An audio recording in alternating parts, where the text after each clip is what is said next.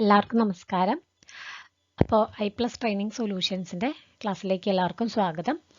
അപ്പോൾ നമുക്ക് എല്ലാവർക്കും അറിയാം 2023 നെറ്റ് 2 എക്സാമുകളും കഴിഞ്ഞു. ഇനി നമ്മൾ നോക്കുന്നത് 2024 ജൂണിലത്തെ എക്സാമിനാണ് നമ്മളെല്ലാവരും ഇനി നോക്കുന്നത്. ഇപ്പം ഇനി നെറ്റ് എക്സാം 2024 ജൂണിലെ നെറ്റ് എക്സാം പ്രിപ്പയർ ചെയ്യുന്നവരിൽ ഇപ്പോൾ കഴിഞ്ഞ മുന്നേ എക്സാമുകൾ എഴുതിയവരുണ്ടാവും. അതേപോലെ തന്നെ എക്സാം എഴുതിയിട്ട് ചിലപ്പോൾ ആദ്യമായിട്ട് അപ്പിയർ ചെയ്യുന്ന നെറ്റ് എക്സാമിന് അപ്പിയർ ചെയ്യുന്ന ആളുകളുണ്ടാവും. അപ്പോൾ എല്ലാവർക്കും നെറ്റ് കോച്ചിങ് ക്ലാസ്സുകളിലേക്ക് സ്വാഗതം. നമ്മൾ വളരെ നല്ല രീതിക്ക് ഒരു കറക്റ്റ് ടൈം ഷെഡ്യൂളൊക്കെ വെച്ച് പഠിച്ചു കഴിഞ്ഞാൽ നമുക്ക് എല്ലാവർക്കും ഈസി ആയിട്ട് കിട്ടുന്ന ഒരു എക്സാമാണ് നെറ്റ് എക്സാം എന്നാണെന്ന്. അതൊരിക്കലും ഒരു ബാലികേറമലയായിട്ടൊന്നും ആരും വിചാരിക്കേണ്ട ആവശ്യമില്ല. നമുക്ക് എല്ലാവർക്കും കിട്ടുന്ന അല്ലെങ്കിൽ നമുക്ക് എല്ലാവർക്കും ക്വാളിഫൈ ചെയ്യാൻ പറ്റുന്ന ഒരു എക്സാം തന്നെയാണ് UGC നെറ്റ് എക്സാം എന്നുള്ളത്. അപ്പോൾ അതിന് പൊളിറ്റിക്കൽ സയൻസിൻ്റെ എന്തൊക്കെയാണ് നമുക്ക് പഠിക്കേണ്ടത്, നമുക്ക് സിലബസ് ചേഞ്ച് വരും എന്നൊക്കെ നമുക്ക് പറയുന്നുണ്ടെങ്കിൽ കൂടി ഇതുവരെ ഒരു വാലിഡ് ആയിട്ടുള്ളൊരു സിലബസ് ചേഞ്ചിനെ കുറിച്ച് ഒരു ന്യൂസും ഇതുവരെ UGC NT ഒന്നും തന്നെ പുറത്ത് വിടാത്ത സ്ഥിതിക്ക് നമ്മളിപ്പോഴും മുൻപുള്ള സിലബസ് തന്നെയാണ് ഫോളോ ചെയ്യുന്നത്. സോ നമുക്ക് നോക്കാം 2024 ജൂണിലെ എക്സാമിന് നമുക്കിനി എങ്ങനെ പഠിക്കാം. ആദ്യം തന്നെ നമുക്ക് സിലബസ് എന്താണെന്ന് നോക്കാം. എന്താണ് നമ്മൾ ആദ്യം അറിഞ്ഞിരിക്കേണ്ടത്, എന്താണ് ഈ സംഭവം എന്നുള്ളത്. ആദ്യമായിട്ട് ഈ എക്സാം എഴുതുന്ന ആളുകൾക്ക് എങ്ങനെ ഇത് എഴുതണമെന്നോ ചിലപ്പോൾ കേട്ടറ്റോ സെറ്റോ ഒന്നും നിങ്ങൾ എഴുതുന്നത് പോലെയല്ല നെറ്റ് എക്സാം എന്നുള്ളത്. ചെറിയ വ്യത്യാസങ്ങളൊക്കെ ഉണ്ട്.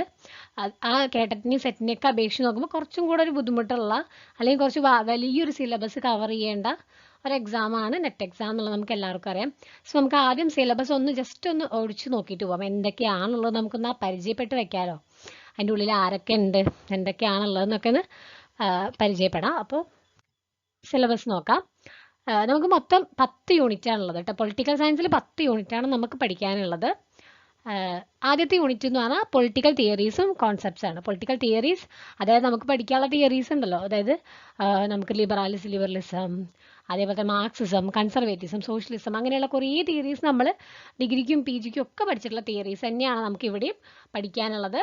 പിന്നെ concepts, freedom, equality, right, power, ഇങ്ങനെയുള്ള കുറേ കോൺസെപ്റ്റ്സും പഠിക്കാനുണ്ട്.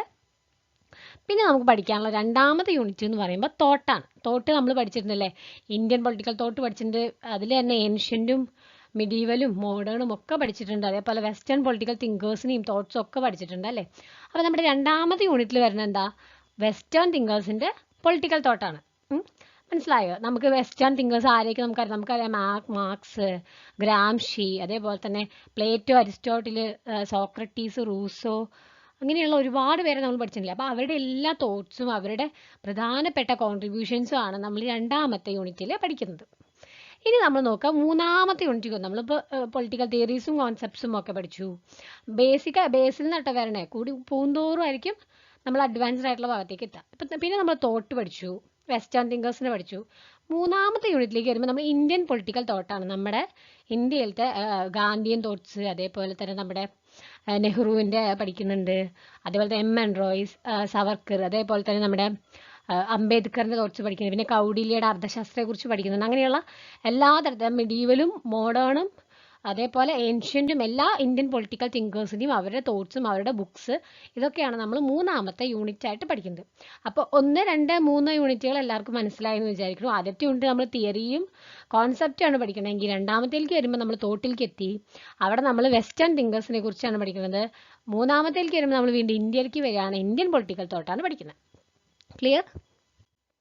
ഇനി നാലാമത്തേക്ക് വന്നു കേട്ടോ. അപ്പോൾ കുറച്ചും കൂടെ ബേസ് കഴിഞ്ഞു. ഇനി കമ്പാരറ്റീവ് പൊളിറ്റിക്കൽ അനാലിസിസ്, അതായത് നമ്മൾ കമ്പാരറ്റീവ് പൊളിറ്റിക്സ് പഠിച്ചിട്ടുണ്ട്, കമ്പാരറ്റീവ് ഗവൺമെൻറ്റ്സിനെ കുറിച്ച് പഠിച്ചിട്ടുണ്ട് അല്ലേ. കമ്പയർ ചെയ്തുകൊണ്ട് പഠിക്കുക അല്ലേ. അപ്പോൾ മുന്നേ നെറ്റിന് പ്രിപ്പയർ ചെയ്തവർക്ക് ഇത് സിലബസൊക്കെ കാണാപ്പാടായിരിക്കും. പക്ഷെ ആദ്യമായിട്ട് കാണുമ്പോൾ ഇത്രയൊക്കെ ഉണ്ടല്ലോ എന്ന് തോന്നും. കാരണം കമ്പാരറ്റീവ് പൊളിറ്റിക്കൽ അനാലിസിസിൻ്റെ സിലബസ് നമ്മളൊന്ന് ഡീറ്റെയിൽഡ് ആയിട്ട് നന്നായിട്ടൊന്ന് നോക്കുമ്പോൾ അറിയുള്ളൂ.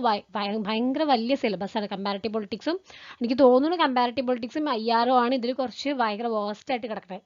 നമുക്ക് കവറപ്പ് ചെയ്യാൻ കുറച്ച് ബുദ്ധിമുട്ട് വരുന്ന സാഹചര്യമാണ്. പക്ഷെ എന്നാലും നമ്മൾ കവർ ചെയ്യും. നമ്മൾ ഐ+ൻ്റെ ക്ലാസ് കാണുന്നുണ്ടല്ലോ, നമ്മൾ ക്ലാസ് ഉണ്ട്, പിന്നെ ഡിസ്കഷൻസ് ഉണ്ട്, ക്വിസ് അറ്റൻഡ് ചെയ്യുന്നത്. ഇതൊക്കെ അറ്റൻഡ് ചെയ്ത് പ്രോപ്പറായിട്ട് നമ്മളൊരു അറ്റൻഡ് ചെയ്ത് റെഫർ ചെയ്തൊക്കെ പഠിച്ച് നമുക്ക് സുഖമായിട്ട് ഇതൊക്കെ ക്ലിയർ ചെയ്യാൻ പറ്റും.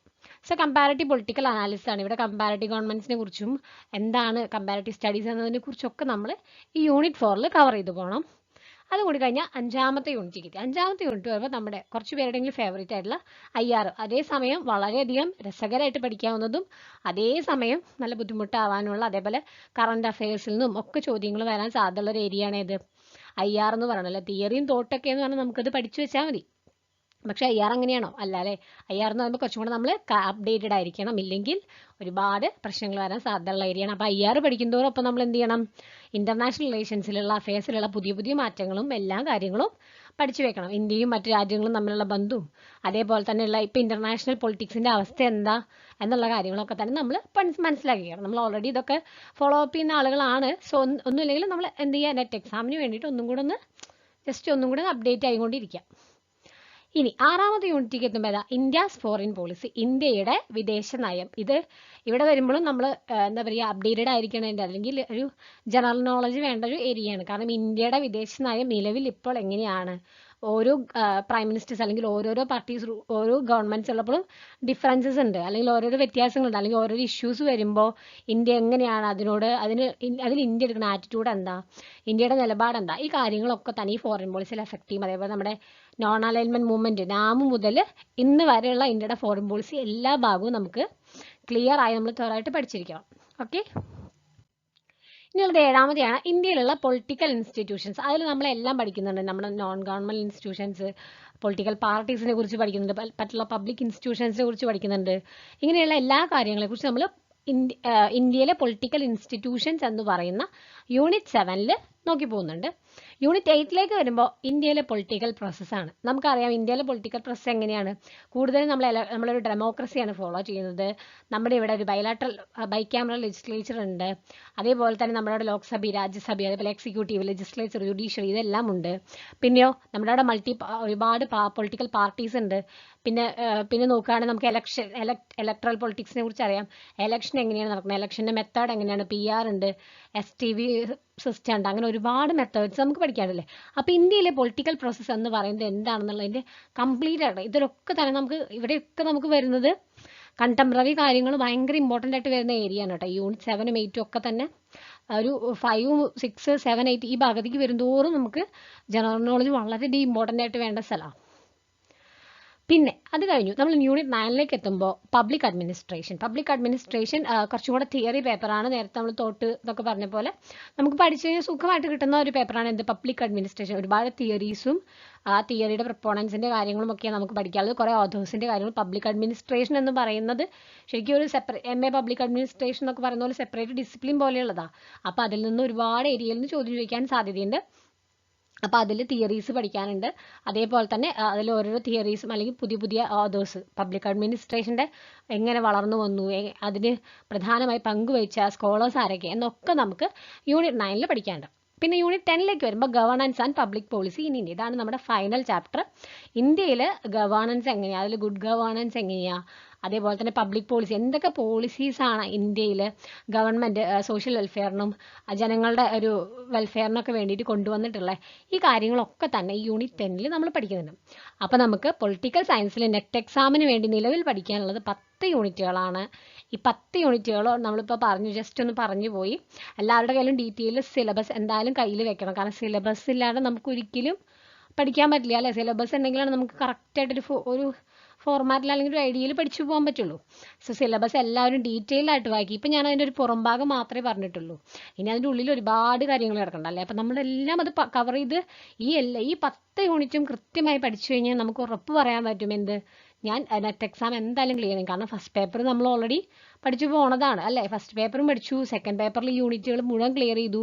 പിന്നെ നമുക്ക് ഒന്നും പേടിക്കാല്ലേ. പിന്നെ നമ്മൾ സുഖമായിട്ട് ഈ നെറ്റ് എക്സാം ക്വാളിഫൈഡ് ആവുന്നുള്ള 100% ഉറപ്പാണ്. ഇനി എങ്ങനെ പഠിക്കണം? ആദ്യമായിട്ട് ഒരു എക്സാമിന് അപ്പിയർ ചെയ്യുന്നവർക്കായിരിക്കാം, അല്ലെങ്കിൽ ചില ആളുകൾക്ക് ആദ്യമായിട്ടായിരിക്കില്ല, ചിലപ്പോൾ 1, 2 വട്ടമൊക്കെ ഒരു എക്സാം, ഇപ്പം നെറ്റ് എക്സാം അറ്റൻഡ് ചെയ്തു വിചാരിക്കുക. അപ്പോൾ അറ്റൻഡ് ചെയ്ത് കഴിയുമ്പോഴേക്കും അവർക്കൊരു പേടിയാണ്, ഇനിയിപ്പോൾ കിട്ടിയില്ല, അല്ലെങ്കിൽ എനിക്ക് ഇത്ര മാർക്കിന് പോയി, എന്നെ കൊണ്ട് പറ്റില്ല, അല്ലെങ്കിൽ എനിക്ക് പറ്റിയ പണിയല്ല അത് എന്ന് തോന്നുന്ന പല ആൾക്കാരുണ്ടാവും. അതേപോലെ തന്നെ ആദ്യമായിട്ട് വരുന്ന ആൾക്കാർക്ക് ഇതിപ്പോൾ എന്താ ചെയ്യണ്ടേ, എവിടെ നിന്ന് തുടങ്ങണം എന്നറിയില്ല, എന്ത് ചെയ്യണം എന്നറിയില്ല, അങ്ങനത്തെ അവസ്ഥയുള്ള ആളുകളുണ്ടാവും. അപ്പോൾ നമ്മൾ എക്സാമിന് അപ്രോച്ച് ചെയ്യുന്ന രീതിയിൽ ഒരുപാട് പ്രശ്നങ്ങളുണ്ടല്ലേ. നമ്മൾ വളരെ പേടിയോടുകൂടി ഒരു കാര്യത്തിൽ നോക്കിക്കഴിഞ്ഞാൽ നമുക്കത് എന്നൊരു വലിയൊരു ഒരു ഹിമാലയം പോലെ ഇരിക്കും തോന്നുന്നു. പക്ഷെ അതേസമയം നമ്മൾ അതിന് കോൺഫിഡൻസോട് കൂടിയിട്ട്, ഓവർ കോൺഫിഡൻസ് അല്ല പറയണേ, നമുക്ക് നമ്മളോടൊരു ധൈര്യം, ഒരു വിശ്വാസം ഉണ്ടാവില്ലേ, ആ വിശ്വാസത്തിൽ നമ്മൾ ധൈര്യത്തോട് കൂടിയിട്ടാണ് ആ കാര്യത്തിൽ നേരിടണമെങ്കിലോ നമ്മൾ എങ്ങനെയെങ്കിലുമൊക്കെ എത്തും, ഇനി എത്തിയില്ലെങ്കിൽ അടുത്ത പ്രാവശ്യം എത്തും എന്നുള്ളൊരു ധൈര്യം അല്ലെങ്കിൽ ആ ഒരു ആത്മവിശ്വാസം നമ്മുടെ മനസ്സിലുണ്ടാവും അല്ലേ. അങ്ങനെ ഒരു വിശ്വാസം ഉണ്ടാക്കിയെടുക്കണം. അല്ലാതെ പേടിച്ച് പേടിച്ച് ഇത് എന്തോ ഒരു വലിയ സാധന എന്ന് വിചാരിച്ചിട്ട് നമ്മളൊരു കാര്യത്തിന് ഒരിക്കലും അപ്രോച്ച് ചെയ്യാൻ പാടില്ല. So how to prepare. അപ്പോൾ എങ്ങനെ പ്രിപ്പയർ ചെയ്യാം? എല്ലാവരും ആലോചിക്കുന്ന ഒരു കാര്യമല്ല, ഒരു കാര്യത്തിന് തുടങ്ങുമ്പോൾ എവിടെ നിന്ന് തുടങ്ങും, എന്താ ചെയ്യണ്ടേ? ആദ്യം തന്നെ മനസ്സിലാക്കേണ്ട ഒരു കാര്യം, ആദ്യമായിട്ട് എഴുതുന്നവരായിക്കോട്ടെ, ഒരുപാട് വട്ടം എഴുതി കിട്ടാത്തൊരവസ്ഥയിലാണോ, JRF കിട്ടാൻ വേണ്ടിയിട്ടായിക്കോട്ടെ, ആദ്യം തന്നെ എക്സാമിൻ്റെ പാറ്റേൺ എന്താണെന്ന് മനസ്സിലാക്കുക. Understand the pattern. അതായത് എക്സാം എങ്ങനെയാണെന്നുള്ളത് നമ്മൾ മനസ്സിലാക്കണം. ഇത് നമ്മൾ എഴുതാൻ പോകുന്നത് ഒരു എസ്സേ റൈറ്റിംഗ് കോമ്പറ്റീഷനോ റിട്ടൺ എക്സാമോ അല്ല, നമ്മളൊരു ഒബ്ജക്റ്റീവ് ടൈപ്പ് എക്സാമിനെയാണ് നമ്മൾ ഫേസ് ചെയ്യാൻ പോകുന്നത്. അപ്പോൾ അതിന് വേണ്ടിയിട്ടാണ് ഞാൻ പഠിക്കുന്നത് എന്ന് നമ്മൾ മനസ്സിലാക്കണം. എക്സാമിൻ്റെ പാറ്റേൺ മനസ്സിലാക്കണം, കഴിഞ്ഞ വർഷത്തെ കട്ട് ഓഫ് മനസ്സിലാക്കണം, അതേപോലെ തന്നെ ഏതൊക്കെ ഏരിയയിൽ നിന്നാണ് കൂടുതൽ ചോദ്യം ചോദിച്ചിരിക്കുന്നതെന്ന് മനസ്സിലാക്കണം. അപ്പോൾ അങ്ങനെയുള്ള എക്സാമിൻ്റെ ആ ഒരു മെത്തേഡ് എങ്ങനെയാണ് എഴുതേണ്ടത്, എങ്ങനെയാണ് കമ്പ്യൂട്ടറിലാണല്ലോ, അപ്പോൾ സോ അതെങ്ങനെയാണ് അറ്റൻഡ് ചെയ്യേണ്ടത്, എത്രത്തോളം ടൈം മാനേജ്മെൻറ്റ് ചെയ്യും, അതിനൊക്കെ നമുക്ക് ഒരുപാട് യൂട്യൂബ് വീഡിയോസും അതേപോലെ തന്നെ ക്ലാസ്സുകളും കിട്ടും. അപ്പോൾ നമ്മൾ അതിൽ നിന്നൊക്കെ മനസ്സിലാക്കും. പിന്നെ മുൻപ് എഴുതിയ ആൾക്കാരുടെ എക്സ്പീരിയൻസ് ചോദിക്കുക, പേടിപ്പിക്കുന്ന ആൾക്കാരുടെ എക്സ്പീരിയൻസ് ചോദിക്കാനല്ല, നോർമലായിട്ട് എന്താ പറയുക, എക്സാമൊക്കെ ക്രാക്ക് ചെയ്ത ആളുകളുണ്ടല്ലോ, അവരുടെയൊക്കെ എക്സ്പീരിയൻസുകൾ ചോദിക്കുക. അപ്പോൾ നമുക്ക് ഒരുവിധം എക്സാമിൻ്റെ പാറ്റേൺ മനസ്സിലാക്കാൻ സാധിക്കും. ഇനി എക്സാം ഇങ്ങനെയൊക്കെ എഴുതണ്ട, ഇനി എന്താ എഴുതണ്ടെന്ന് അറിയാൻ വേണ്ടിയിട്ട് സിലബസ് പഠിക്കുക. സിലബസ് എന്താണെന്നുള്ളത് ഉറക്കത്തിൽ നിന്ന് വിളിച്ചാൽ പോലും നമുക്ക് അറിഞ്ഞിരിക്കണം. കാരണം സിലബസ് വെച്ചേ നമുക്ക് പഠിക്കാൻ പറ്റുള്ളൂ. നമുക്ക് പോലും മറന്നു, ഇനി ലാസ്റ്റ് ആകുമ്പോൾ ഇനി സിലബസിന് ഏതെങ്കിലും വിട്ടുപോയിട്ടുണ്ടെങ്കിൽ അതിൽ നിന്നാണ് ചോദിച്ചെങ്കിലോ, ഇതിപ്പോൾ ഏതാ ഭാഗം എന്ന് പോലും ഓർമ്മയുണ്ടല്ലോ. കാരണം സിലബസ് കൃത്യമായി പഠിച്ച് കൃത്യമായി മനസ്സിലാക്കണം, ഏതൊക്കെ ഏരിയയിൽ നിന്നാണ് വരുന്നതെന്ന് മനസ്സിലാക്കി. ഇനി സിലബസ് മനസ്സിലാക്കി, അത് കഴിഞ്ഞിട്ടോ സിലബസ് മനസ്സിലാക്കി കഴിഞ്ഞാൽ നമുക്കറിയാലോ ഏതൊക്കെ ബുക്കുകൾ നമുക്ക് റെഫർ ചെയ്യണം എന്നുള്ള കാര്യമാണ്. അപ്പോൾ അങ്ങനെയുള്ള ബുക്കുകൾ ഏതൊക്കെയാണെന്ന് വെച്ചാൽ ലൈബ്രറികളിൽ നിന്നോ ഈ ലൈബ്രറിയിൽ നിന്ന് അല്ലെങ്കിൽ ജെ സ്റ്റോറിൽ നിന്നോ എവിടെ നിന്നാണെന്ന് വെച്ചാൽ നമ്മൾ കളക്ട് ചെയ്ത് വയ്ക്കുക. നമുക്ക് ആവശ്യമുള്ള ബുക്കുകൾ ആദ്യം തന്നെ കളക്ട് ചെയ്ത് വയ്ക്കുക. എക്സാമിന് ഒരാഴ്ച മുമ്പ് ആവട്ടെ എന്ന് പറഞ്ഞിട്ട് ഒരു കാര്യവും നമ്മൾ എടുത്ത് വയ്ക്കരുത്. കളക്ട് ചെയ്ത് ബുക്കുകളായാലും എന്ത് ഡോക്യുമെൻറ്റ്സ് ആയിക്കോട്ടെ, ആർട്ടിക്കിൾസ് ആയിക്കോട്ടെ, ഇതൊക്കെ കളക്ട് ചെയ്ത് വയ്ക്കുക. മാക്സിമം ആദ്യം തന്നെ വായിച്ചു തുടങ്ങാം. പിന്നീടോ സിലബസ് ഫിനിഷ് ചെയ്യാൻ വേണ്ടിയിട്ട് ഒരു ടൈം കൃത്യമായി സെറ്റ് ചെയ്യും. നമ്മൾ ക്ലാസ് കൊടുക്കുന്നതിന് ഒരു ടൈം ഫിനിഷ് ചെയ്യുമല്ലോ, എക്സാമിന് മുന്നേ തന്നെ സിലബസ് ഫിനിഷ് ചെയ്ത് നമ്മൾ റിവൈസ് ചെയ്യാൻ തുടങ്ങുമല്ലോ.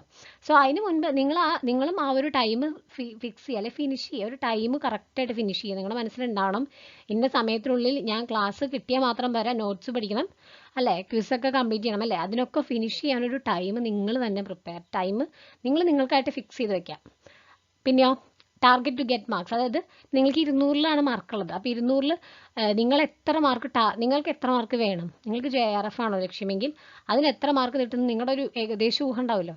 ആ മാർക്ക്, അല്ലെങ്കിൽ നിങ്ങൾക്ക് നെറ്റ് മാത്രം മതിയോ എന്നാൽ അതിനുള്ള മാർക്ക്, ജസ്റ്റ് ആ ഒരു നെറ്റ് മാത്രം കിട്ടിയാൽ മതി എനിക്ക് പ്രാവശ്യം എന്നാണെങ്കിൽ അതിനുള്ള മാർക്ക്, എത്രയാണോ മാർക്ക് എന്ന് വെച്ചാൽ അത് നിങ്ങൾ ടാർഗറ്റ് ചെയ്യണം. ഇത്ര മാർക്ക് ഞാൻ ഇതിലൂടെ നേടിയെടുക്കും എന്നുള്ളത് നിങ്ങളുടെ മനസ്സിലുള്ള ടാർഗറ്റാണ്. ചിലപ്പോൾ പറയും അതിമോഹമാണെന്നൊക്കെ തോന്നും, പക്ഷെ എന്നാലും കിടക്കട്ടെ, കുറച്ച് കൂടുതൽ ചിന്തിച്ച് വെച്ചാലോ നമുക്ക് കാര്യങ്ങൾ അതിൻ്റെ താഴെയെങ്കിലും എത്താൻ പറ്റുള്ളൂ. കുന്നോളം ആഗ്രഹിച്ചാലാണ് കുന്നിക്കുരുവോളം കിട്ടുള്ളൂ എന്ന് പറയില്ല, അതുപോലെ. പിന്നെയോ PYQസും ക്വിസസും, അതായത് പ്രീവിയസ് ഇയർ ക്വസ്റ്റ്യൻസ് അനലൈസ് ചെയ്യുക, അതേപോലെ മാക്സിമം ക്വിസുകളും മോക്ക് ടെസ്റ്റുകളും അറ്റൻഡ് ചെയ്യുക. ഇങ്ങനെ പ്രാക്ടീസ് ചെയ്യുന്നതിലൂടെ മാത്രമാണ് നമുക്ക് ഒരു എക്സാമിന് എങ്ങനെ അറ്റൻഡ് ചെയ്യണം എന്നുള്ള ആ ഒരു പേടി മാറും, ആ ടെൻഷനും മാറും. ചോദ്യങ്ങളുമായിട്ട് ഒരുപാട് നല്ല ബന്ധം വരും. നമ്മളൊരു 100-200 ചോദ്യം നോക്കി അതിലൊരു 10-20 ഉണ്ടെങ്കിൽ റിപ്പീറ്റ് ചെയ്യില്ലേ, അല്ലെങ്കിൽ അതിൻ്റെ ഈ ചോദിക്കുന്ന ചോദ്യങ്ങളായിട്ട് ബന്ധപ്പെട്ട ഏതെങ്കിലും ഒരു വഴിക്ക് ചോദ്യം വരില്ലേ, അങ്ങനെ വരും എന്നുള്ളൊരു ചിന്ത വേണം. അല്ലെങ്കിൽ അങ്ങനെ ചോദ്യങ്ങളുമായിട്ട് നല്ലൊരു സൗഹൃദത്തിലാവുക, എക്സാമിൻ്റെ പാറ്റേൺ പഠിക്കുക, സിലബസ് പഠിക്കുക, കിട്ടുന്ന ബുക്കുകൾ അതുമായിട്ട് ബന്ധപ്പെട്ടുള്ള ബുക്കുകൾ വായിക്കുക, എല്ലാം കളക്ട് ചെയ്ത് വയ്ക്കുക. ഡൗട്ട് വന്ന് നോക്കണ്ടേ, അപ്പോൾ കളക്ട് ചെയ്ത് വയ്ക്കുക, കൃത്യമായൊരു സമയം എടുത്ത് പഠിക്കുക. അതേപോലെ തന്നെ നിങ്ങൾക്ക് എത്ര മാർക്ക് വേണമെന്ന് നിങ്ങൾ തീരുമാനിക്കുക, അല്ലാണ്ട് വേറെ ഒന്നും ആലോചിക്കണം. നിങ്ങൾക്ക് എത്ര മാർക്ക് കിട്ടും അതിന് വേണ്ടിയിട്ടാണ് ഞാൻ പഠിക്കണേ, അത്രയേ ഉള്ളൂ, എനിക്കുള്ള കഴിവുണ്ട്, അങ്ങനെ പഠിക്കുക. മാക്സിമം PYQസും ക്വിസുകളും ഒക്കെ തന്നെ അറ്റൻഡ് ചെയ്യാം. ഇത്രയും കഴിഞ്ഞാൽ തന്നെ നമുക്ക് ഇങ്ങനെയൊക്കെ പ്രിപ്പയർ ചെയ്താൽ തന്നെ നിങ്ങൾക്ക് ഉറപ്പായിട്ടും JRF കിട്ടും എന്നുള്ള കാര്യത്തിൽ ഒരു സംശയം വേണ്ട. ഇനി കുറച്ച് ടിപ്സ് എന്നൊന്നും പറയാനില്ല, എല്ലാവർക്കും അറിയണ കാര്യമാണ്. എന്നാലും നമ്മൾ ഒരു ടിപ്പായിട്ട് പറയുകയാണെങ്കിൽ എന്താ ചെയ്യുക, ആദ്യം തന്നെ നമ്മൾ കൃത്യമായിട്ട് പ്ലാൻ ചെയ്യുക. ഇന്ന ചാപ്റ്ററുകൾ ഇന്ന ദിവസം പഠിക്കുക, ഇങ്ങനെ പഠിക്കുക. എൻ്റെ വീക്ക്നെസ് എനിക്ക് മാത്രമേ അറിയുള്ളൂ. അപ്പോൾ എനിക്ക് ഏറ്റവും ബുദ്ധിമുട്ടുള്ള ഭാഗം ഞാൻ ചിലപ്പോൾ IR-ലായിരിക്കും വീക്ക്, ഇല്ലെങ്കിൽ ചിലപ്പോൾ എനിക്ക് തോട്ട് പഠിക്കാനായിരിക്കും ബുദ്ധിമുട്ട്. അപ്പോൾ അത് ഞാൻ മനസ്സിലാക്കിയിട്ട് ഞാൻ എന്ത് ചെയ്യുക, ഞാൻ വേണം എനിക്ക് പഠിക്കാനുള്ളത്. അപ്പോൾ എനിക്ക് ഏറ്റവും ബുദ്ധിമുട്ടുള്ളത് ഞാൻ ഏറ്റവും കൂടുതൽ സമയം എടുത്ത് പഠിക്കേണ്ടി വരും അല്ലേ? അപ്പോൾ അത് കൃത്യമായിട്ട് പ്ലാൻ ചെയ്യുക. പഠിക്കുന്ന സമയം രാവിലെയാണോ രാത്രിയാണോ ഉച്ചയ്ക്കാണോ എപ്പോഴാണെന്ന് വെച്ചാൽ. പിന്നെ ഷെഡ്യൂൾ ചെയ്യുക. അതായത് കറക്റ്റായിട്ട് ഓരോന്നിനും ഇന്ന നോട്ട്സ് ഞാനിപ്പോൾ പഠിക്കും, അല്ലെങ്കിൽ ഇന്ന ക്ലാസ്സുകൾ ഞാനിപ്പോൾ കേൾക്കും. അത് കറക്റ്റായിട്ട് ഷെഡ്യൂൾ ചെയ്യുക. പിന്നെയോ നേരത്തെ തുടങ്ങുക. ഒരിക്കലും എക്സാമിൻ്റെ ഒരു മാസം മുമ്പോ ഒരാഴ്ച മുമ്പ് പഠിക്കാം എന്ന് പറഞ്ഞിട്ട് വെച്ചിരിക്കരുത്. അങ്ങനെ ഇന്ന് തുടങ്ങാമെന്ന് വിചാരിക്കുന്ന കാര്യം നാളെ തുടങ്ങാൻ തീരുമാനിച്ചാൽ അവിടെ തീർന്നു. പിന്നെ നമ്മളത് തുടങ്ങുന്നത് ചിലപ്പോൾ എക്സാമിൻ്റെ തലേദിവസമോ അല്ലെങ്കിൽ ഒരാഴ്ച മുമ്പായിരിക്കും.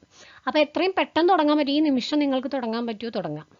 Use different techniques. അതായത് പല ടെക്നിക്സ്, നമുക്ക് ഒരുപാട് ടെക്നിക്സ് ഉണ്ട്. നിമോണിക്സ് ആയിക്കോട്ടെ, അങ്ങനെയുള്ള ഒരുപാട് ടെക്നിക്സ് ഉണ്ട് നമുക്ക് ഈ ഒബ്ജക്റ്റീവ് ടൈപ്പ് കാര്യങ്ങൾ ഓർത്ത് വയ്ക്കാൻ. അതേപോലെ നമുക്കിപ്പോൾ ഒരു എന്താ പറയുക ഫുൾ ഫോം പഠിച്ചു വയ്ക്കണം, ഒരു ഓതറിൻ്റെ ബുക്സിൻ്റെ പേര് പഠിച്ചു വയ്ക്കണം. ഇതിനൊക്കെ തന്നെ നമുക്ക് ഒരുപാട് ടെക്നിക്സ് ഉപയോഗിക്കാൻ പറ്റും അല്ലേ?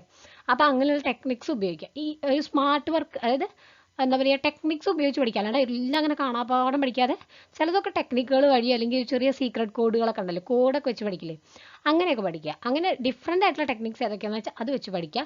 പിന്നെ കൂടുതലും എല്ലാവരും പറയും ഞാൻ അങ്ങനെ പഠിച്ചു ഇങ്ങനെ പഠിച്ചു, ഞാൻ അത്രയും ദിവസം ഉറങ്ങിയില്ല, ഞാൻ ഇത്ര ബുക്ക് വായിച്ചു. ഇതിലൊന്നല്ല കാര്യം. നമ്മൾ എത്രത്തോളം കിട്ടുന്ന അറിവുകൾ ഉപയോഗിക്കണം എന്നുള്ളതാണ്. അതായത് ഹാർഡ് വർക്കിനേക്കാൾ കൂടുതൽ, ഹാർഡ് വർക്ക് ചെയ്യേണ്ടെന്നല്ല, പക്ഷേ ഹാർഡ് വർക്കിനേക്കാൾ കൂടുതൽ നമ്മൾ എന്തിനെ പ്രിഫർ ചെയ്യണം? സ്മാർട്ട് വർക്കിനെ പ്രിഫർ ചെയ്യണം. സ്മാർട്ടായിട്ട് വർക്ക് ചെയ്യുക. നല്ല രീതിക്ക് നമുക്ക് കിട്ടുന്ന സമയത്തിന് നമ്മൾ വളരെ സ്മാർട്ടായിട്ട് ഉപയോഗിക്കുക. ഒരുപാട് സമയമെടുത്തു അല്ലെങ്കിൽ ഒരുപാട് ഞാൻ ഉറക്കം കളഞ്ഞു, ഒരുപാട് രാത്രികളിൽ ഇരുന്ന് ഒരുപാട് പുസ്തകം വായിച്ചു. ഇതിനേക്കാൾ നല്ലത് വായിക്കുന്ന പുസ്തകങ്ങളും എടുക്കുന്ന സമയവും നമ്മൾ സ്മാർട്ടായിട്ട് ഉപയോഗിക്കുന്നുണ്ടോ അത് നമ്മൾ എഫിഷ്യൻ്റായിട്ട് ഉപയോഗിച്ചു കഴിഞ്ഞാൽ പിന്നെ വേറെ ഒരു പ്രശ്നമില്ല. അപ്പോൾ prefer smart work than hard work. പിന്നെ എന്ന് പറഞ്ഞാൽ പ്രാക്ടീസ് അത് മാത്രമേ ഉള്ളൂ. നമ്മൾ എത്രത്തോളം നമ്മൾ ക്വിസ് ചെയ്യുന്നു, അതേപോലെ എത്രത്തോളം മോക്ക് ടെസ്റ്റ് ചെയ്യുന്നോ, എത്രത്തോളം നമ്മൾ എക്സാംസ് പോലെ അറ്റൻഡ് ചെയ്യുന്നോ, പഠിച്ചതൊക്കെ പ്രാക്ടീസ് ചെയ്യുന്നോ, അത്രത്തോളം നമ്മുടെ ബ്രെയിൻ അത് അക്യുമുലേറ്റ് ചെയ്യും. പിന്നെ എന്ന് പറഞ്ഞാൽ ബി കോൺഫിഡൻറ്റ്. നമ്മളെപ്പോഴും കോൺഫിഡൻ്റ് ആയിട്ടിരിക്കുക. എന്നെക്കൊണ്ട് സാധിക്കില്ല എന്ന് തോന്നുന്നിടത്ത് എൻ്റെ പരാജയം തുടങ്ങുന്നു എന്നാണ് പറയുക. അതായത് എന്നെക്കൊണ്ട് സാധിക്കില്ല എന്ന് ഞാൻ വിചാരിച്ചു കഴിഞ്ഞാൽ പിന്നെ അവിടെ ആര് വിചാരിച്ചിട്ട് എന്ത് മോട്ടിവേഷൻ തന്നിട്ടും ആരൊക്കെ എന്ത് പറഞ്ഞിട്ടും ഒരു കാര്യം ഉണ്ടാവില്ല. അപ്പോൾ വളരെയധികം കോൺഫിഡൻ്റ് ആയിട്ട് ബിഹേവ് ഇരിക്കുക. ഒരു എക്സാമാണ്, നമുക്ക് ഇനി ഇപ്രാവശ്യം നമുക്ക് ഇനി എന്തെങ്കിലും ഒരു കഷ്ടകാലം കാരണം കിട്ടിയില്ലെങ്കിലും അടുത്ത വട്ടം ഉണ്ടല്ലോ, ഡിസംബറിലുണ്ട്, പക്ഷെ അത് പറഞ്ഞിട്ട് ഇപ്രാവശ്യം ഉഴപ്പരുത്. കോൺഫിഡൻ്റ് ആയിട്ടിരിക്കുക. എന്നെക്കൊണ്ട് പറ്റാതെ അവിടെ പോവാൻ, അങ്ങനെ വിചാരിക്കുക. പിന്നെ റിവൈസ് ചെയ്യുക. മാക്സിമം നമുക്ക് കിട്ടുന്ന സമയം റിവിഷന് വേണ്ടി ഉപയോഗിക്കുക. വീണ്ടും കിട്ടാത്ത ഭാഗം ഉണ്ടെങ്കിൽ മനസ്സിലാക്കുക, വീണ്ടും പഠിക്കുക, വീണ്ടും റിവൈസ് ചെയ്യുക. അത് ഈ വഴി മാത്രമേ നമുക്കുള്ളൂ. ഇത്രയും ടിപ്സും ഇത്രയും ഒരു പ്രിപ്പറേഷൻ സ്റ്റെപ്സും നിങ്ങൾ കറക്റ്റായിട്ട് യൂസ് ചെയ്യുകയാണെങ്കിൽ നമുക്ക് ഉറപ്പായിട്ടും നമുക്ക് ഈ നെറ്റ് എക്സാം വളരെ സുഖമായിട്ട് നമുക്ക് ക്വാളിഫൈ ചെയ്യാൻ സാധിക്കും. നമുക്ക് എല്ലാവർക്കും അവനവൻ്റേതായിട്ടുള്ള കഴിവുകളുണ്ട്, എല്ലാവർക്കും പൊട്ടൻഷ്യൽ ഉണ്ട്. പലരും അത് ഉപയോഗിക്കുന്നില്ല എന്ന് മാത്രം. ചിലരത് തെറ്റായ രീതിയിൽ ഉപയോഗിക്കും, ചിലരത് പ്രോപ്പറായിട്ടുള്ള രീതിയിൽ ഉപയോഗിക്കും, ചിലരത് ഉപയോഗിക്കുകയില്ല. അപ്പോൾ ഇത് ഉപയോഗിക്കാത്തതിൻ്റെ പ്രശ്നമാണ്, നമ്മൾ കൈകാര്യം ചെയ്യുന്നതിൻ്റെ പ്രശ്നമാണ് ഇതൊക്കെ. മനസ്സിലായോ? അപ്പോൾ എന്താ പറയുക, അപ്പം നമ്മൾ കൃത്യമായിട്ട് നമ്മൾ ശ്രമിച്ചു കഴിഞ്ഞാൽ കിട്ടുന്ന ഒരു എക്സാമാണ് നെറ്റ് എക്സാം എന്ന് പറയുന്നത്. അപ്പോൾ എല്ലാവരും നന്നായിട്ട് പ്രിപ്പയർ ചെയ്യുക, നന്നായിട്ട് പഠിക്കുക, സിലബസ് വായിക്കുക, IPLSൻ്റെ ക്ലാസ്സുകളും എക്സാമുകളും എല്ലാം നന്നായി അറ്റൻഡ് ചെയ്യുക. All the best. എല്ലാവർക്കും സക്സസ് ഉണ്ടാവട്ടെ.